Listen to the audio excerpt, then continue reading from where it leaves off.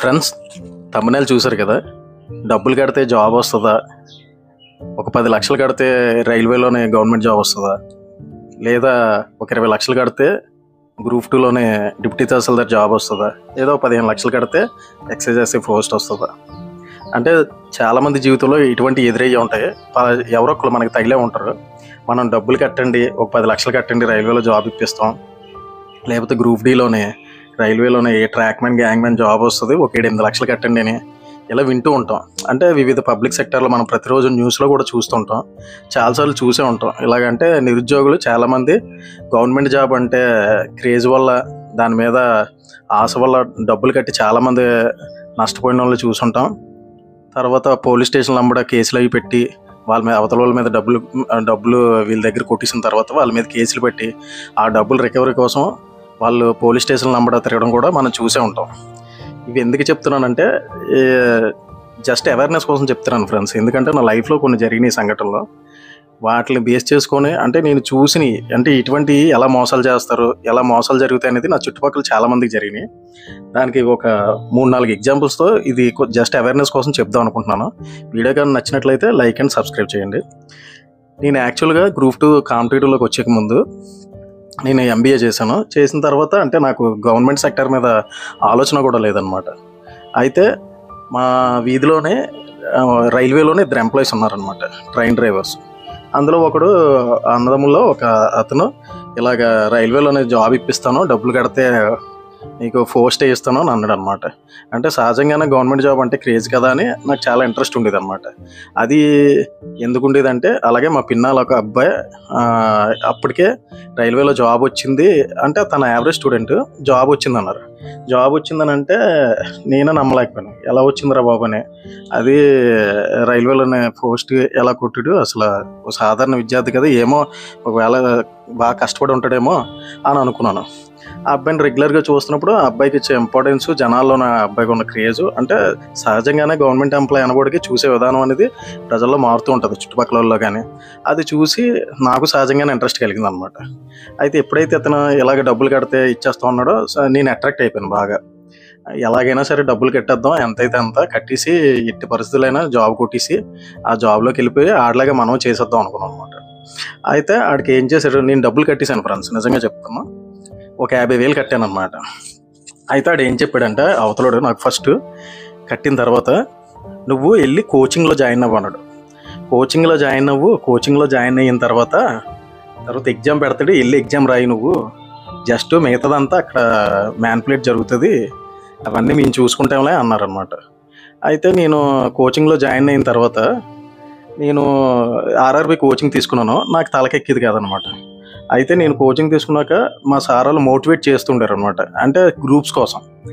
అప్పుడు ఈ కోచింగ్ తీసుకుంటుండగా పెద్దగా ఇంట్రెస్ట్ కూడా పెట్టుకోండి కాదు, సీరియస్గా ఎఫర్ట్ కూడా పెట్టుకోండి కాదనమాట. ఆ తర్వాత ఎందుకంటే నాకు మైండ్లోనే ఎలాగ జాబ్ వేయించేస్తాడు, నాకు జాబ్ ఇప్పించేస్తాడు, డబ్బులు తీసుకున్నాడు కదా, నేను ఎలాగ రైల్వే ఎంప్లాయ్ అయిపోతానని కళ్ళకని ఉన్నాను అనమాట. అప్పుడు మా సారాలు గ్రూప్స్ కోచింగ్ స్టార్ట్ చేయడం అయితే వాళ్ళు మోటివేట్ చేసేవాడు విపరీతంగా ప్రతిరోజు కూడా. అయితే నేను చదివిందే ఆర్ట్స్ అనమాట. ఎప్పుడైతే ఈ గ్రూప్స్ కోసం దానికి ఉన్న క్రేజ్ కోసం చెప్తే నేను ఇటు సైడు అట్రాక్ట్ అయ్యి అప్పటి నుంచి నేను సీరియస్గా తీసుకున్నాను అనమాట. రైల్వే అయ్యేందుకు అంటే మనం చదివింది సబ్జెక్ట్ వేరు, మనం ఎదురు చూస్తున్న జాబ్ ఇది వేరే, ఇలా కాదు, కాంపిటేటివ్లోకి వెళ్ళిపోదాం, సీరియస్గా తీసుకుందామని అప్పటి నుంచి నేను గ్రూప్స్ మీద సీరియస్గా ఎఫెక్ట్ పెట్టి కొట్టాను. అయితే ఇతను ఏం చేశాడంటే నాలాగా చాలామంది దగ్గర తీసుకున్నాడు అనమాట. ఇక్కడ వీళ్ళు చేసే టెక్నిక్ ఏంటంటే, మనం ఫస్ట్ ఆఫ్ ఆల్ కొంత అడ్వాన్స్ తీసుకుంటారు ఫ్రెండ్స్. ఇక్కడ వీళ్ళు ఏం చేసేవారంటే వాళ్ళు కోచింగ్లకు వెళ్ళమంటారు అనమాట. కోచింగ్లకు వెళ్ళమన్న తర్వాత వీళ్ళు ఎగ్జామ్స్ రాస్తారు.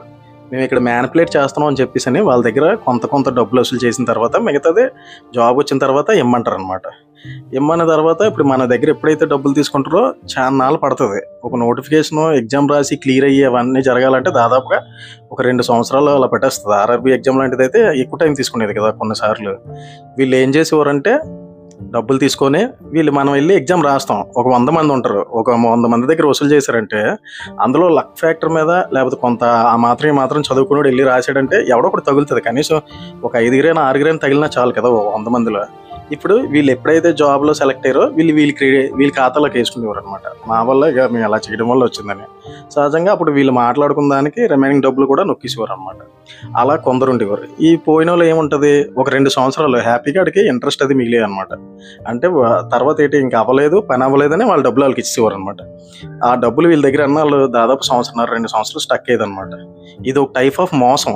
అంటే గవర్నమెంట్ జాబ్లోనే చాలామంది తెలియక కడుతుంటారు. ఒకసారి కొందరేటి జాబ్లు ఇప్పిస్తాం అన్న తర్వాత మనం డబ్బులు కట్టేసిన తర్వాత కొందరు ఎలాగ టెక్నిక్ ప్లే చేస్తారంటే డబ్బులు తీసేసుకుంటారు, కొన్నాళ్ళు తిప్పిస్తారు. అలాగే నా క్లాస్మేట్ ఒకటి ఎంబీఏ ఫ్రెండ్కి అలాగే జరిగిందనమాట. డబ్బులు తీసుకున్నారు, దాదాపు 2 years తిప్పించేశారు. రేపు జాబు, ఎల్లుండి జాబు, అవతలనాడు జాబు అనుకుంటూ అలా తిప్పిస్తూ చివరికి ఏం చేశారు, కోర్టులో జాబ్స్ అని చెప్పి తిప్పించారు. అయితే చివరికి ఏం చేశారు, వాడి దగ్గర ఒక ₹1,00,000 అలా వసూలు చేసిన తర్వాత అవదని చెప్పేశారు అనమాట. ఆడి దగ్గర తీసుకున్న ₹1,00,000 ఒక 2 years అవతలోడి దగ్గర ఉండడం వల్ల ఎంత దాని మీద ఇంట్రెస్ట్ పోయి ఉంటుంది ఒకసారి ఆలోచించండి ఫ్రెండ్స్. ఇలాగే ఆ తర్వాత ఇంట్రెస్ట్ పోయిన తర్వాత మనం సహజంగానే మనం పోయి అనుకున్న డబ్బులు ఆడిని బతిమలాడుకొని చేసుకున్న ఆ డబ్బులు నాకు ఇచ్చేయండి అనేటప్పుడు నేను ఇలా ఖర్చు పెట్టాను కదా, దీనికి ఎంత అయ్యింది అని మళ్ళీ ఆడికి ఇచ్చే అసల్లోని కూడా కొంత కట్ చేసేసి ఒక ₹1,00,000 ఉందంటే ఒక 20,000, 10,000, 15,000 కట్ చేసి ఇచ్చేసేవారు అనమాట. దానివల్ల అసలు పోయి అప్పటి వరకు ఇది అప్పు తెచ్చుకున్న దానికి ఇంట్రెస్ట్లు పే చేసుకొని తర్వాత రిమైనింగ్ వీడికి ఎలా ఉంటుంది, సహజంగా పోయిన డబ్బుల్లోనే పోతాయనుకున్న డబ్బుల్లో 80-90% వచ్చిందంటే అడికి హ్యాపీగానే ఫీల్ అవుతారు కదా. అలా మైండ్ సెట్ ఉంటుంది అనమాట. ఈ టైపు ప్లే చేసేవారు కొందరు. అలాగే ఇంకొక అబ్బాయి మా చుట్టుపక్కల ఒక అబ్బాయి వీళ్ళు ఏం చేశారంటే జాబ్ ఇప్పిస్తానని చెప్పి వారణాసి తీసుకెళ్లారు ఫ్రెండ్స్. ఆ అబ్బాయిని వారణాసి తీసుకెళ్ళి వారణాసిలోనే ఒక రూమ్ తీసుకొని ఉంచారనమాట. వీడికి రెగ్యులర్గాన రూమ్లోని పేపర్స్ అవి ఇచ్చి ప్రిపేర్ అవ్వమని మరి అనమాట. నీకు జాబ్ ఇస్తాను గ్రూప్ డి కింద అనమాట, గ్యాంగ్ మ్యాన్ వాటి కింద. ఇక్కడ అవ్వదు, మన ఏపీలో అవ్వదు, బెంగాల్లో ఉన్నది, అది స్పోర్ట్స్ కోటాలోని అలా అని చెప్పాను. సహజంగా చాలామందికి అవగాహన ఉండదు కదా వీటి మీద. అవి నమ్మి డబ్బులు కట్టేసి అలానే వెళ్ళిపోయారు పాపం. వాళ్ళ దగ్గర 2 lakhs తీసుకొని వీళ్ళు ఏం చేశారంటే 7-8 నెలలు వాళ్ళు అక్కడ ఉంచేశారు ఫ్రెండ్స్ రూమ్లోనే. అప్పటి వరకు కొందరికి ఏం చేశారు, ఫేక్ కాల్ లెటర్లు ఇచ్చారు. వీళ్ళు అంత తెలివిగా చేశారంటే ఇది ఒక వెబ్సైట్ క్రియేట్ చేసి ఆ వెబ్సైట్లో ఆర్ఆర్బి రిజల్ట్ ఇస్తున్నారని చెప్పేసి అని ఆ రిజల్ట్ లిస్ట్ డిస్ప్లే చేస్తూ అందులో వీళ్ళకి ఏదైతే హాల్ టికెట్ నెంబర్ అవి ఉన్నాయో మీ బదులు ఇంకొకటి వెళ్ళి ఎగ్జామ్ రాస్తారని చెప్పి వీళ్ళని డైవర్ట్ చేసి మళ్ళీ వీళ్ళు హాల్ టికెట్ నెంబర్లు అవి వీళ్ళు క్రియేట్ చేసిన ఫేక్ వెబ్సైట్లోనే చూపించేవారు అనమాట. అలాగే ఫేక్ కాల్ లెటర్లు కూడా ఇచ్చారు. అలాగ ఇచ్చిన తర్వాత కొందరిని ఏం చేశారు, ట్రైనింగ్ అని ఎక్కడో మారుమూల విలేజ్లోనమాట కొందరిని ట్రైనింగ్ అని పంపించి ఆ స్టేషన్లోనే ఆ పట్టాల మీద తిరగమనివ్వరు అనమాట. అంటే ఇలా తిరిగి చివరాఖరికి మోసపోయేవారు అనమాట. తర్వాత ఏదీ లేదని చెప్పి ఇలా మోసం చేసి డబ్బులు పోగొట్టుకుని వచ్చిన వాళ్ళు చాలామందిని చూశాను ఫ్రెండ్స్. ఇంకా అడ్వాన్స్డ్గా ఏమైందంటే కొందరికి ఎలాగ నమ్మకం ఉండదు కదా, మనం డబ్బులు కట్టిన తర్వాత అంటారు ఫస్ట్ మేము కొంత కడతాము, తర్వాత రిమైనింగ్ మొత్తం పడిన తర్వాత రిమైనింగ్ అమౌంట్ అంతా మీకు ఇచ్చేస్తాము, మా శాలరీ అది పడతా అనేటప్పుడు వీళ్ళు ఏం చేసేవారు, వాళ్ళకి 1-2 నెలలు శాలరీ కూడా వేసేవారు అనమాట. శాలరీ వేస్తే సహజంగానే మనకు నమ్మకం వచ్చేస్తుంది కదా, ఎప్పుడైతే నమ్మకం వచ్చిందో రిమైనింగ్ క్యాష్ ఇచ్చేవారు అనమాట. అలా కూడా మోసపోయిన వాళ్ళు చాలామంది ఉన్నారు ఫ్రెండ్స్. నేను నా కళ్ళతో చూశాను అనమాట. కానీ డబ్బులు కడితే జాబ్ ఇస్తారంటే ఇలాంటి ఎగ్జాంపుల్స్ అనేవి ఉన్నాయి ఫ్రెండ్స్. నేను చూస్తుండగా జరిగినాయి అనమాట. నాకు చివరాఖరికి అర్థమైంది ఏంటంటే ఇవి ఎవరికి కూడా డబ్బులు కడితే జాబ్ రావడం అనేది గవర్నమెంట్ సెక్టర్లో అసాధ్యం ఫ్రెండ్స్. 99% అనేది జరగదు అసలు ఎట్టి పరిస్థితుల్లో కూడా. అలాగా ఇటువంటి ఎగ్జాంపుల్స్ అంటే నేను కళ్ళతో చూసి నా చుట్టుపక్కల నా ఫ్రెండ్స్ కొలీగ్స్ ఇలాంటి వాళ్ళు చాలామంది దెబ్బైపోయిన వాళ్ళని కూడా చూశాను. అలాగే ఈ నోటిఫికేషన్ గురించి అన్నారు కొందరైతే. అంటే మేము ఏపీపీఎస్లో కొందరు నా పేర్లు చెప్పానమాట. ఇలాగ డీటీ వస్తుంది, ఒక 20 లక్షలు కట్టండి, 15 లక్షలు కట్టండి, ఎక్సైజెస్ వస్తుంది. ఇటువంటి ఎప్పుడు కూడా నమ్మకూడదు ఫ్రెండ్స్. ఎవరైనా ఎటువంటి వాళ్ళు తగిలినా సరే అటువంటివి నమ్మకండి.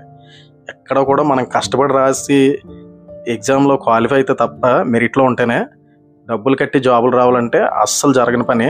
అలాగైతే మన చుట్టుపక్కల చాలామంది బాగా డబ్బున్న వాళ్ళు కట్టేసి జాయిన్ అయిపోతారు. ఇప్పుడు ఇటువంటివి మాత్రం నమ్మకండి ఫ్రెండ్స్. జస్ట్ అవేర్నెస్ కోసం వీడియో చేశాను అంతే. నచ్చితే లైక్ చేయండి, సబ్స్క్రైబ్ చేయండి ఫ్రెండ్స్. Bye friends. నెక్స్ట్ ఇంకా ఎలాంటిది రియల్గా జరిగినాయి దానికి సంబంధించిన స్క్రీన్ షాట్లతో కూడా నేను చూపిస్తాను ఫ్రెండ్స్. అంటే ఈ ఎలా జరిగినాయి అని, అంటే మా సరౌండింగ్ జరిగిన కొందరు ఫ్రెండ్స్కి జరిగిన వాటిల్లోనే విత్ స్క్రీన్ షాట్లు ప్లస్ ఫేక్ ఐడి కార్డులు ఎలా క్రియేట్ చేశారో అవి కూడా మీకు వీడియోలో పెట్టి చూపిస్తాను. ఇది ఫ్రెండ్స్ జరిగింది.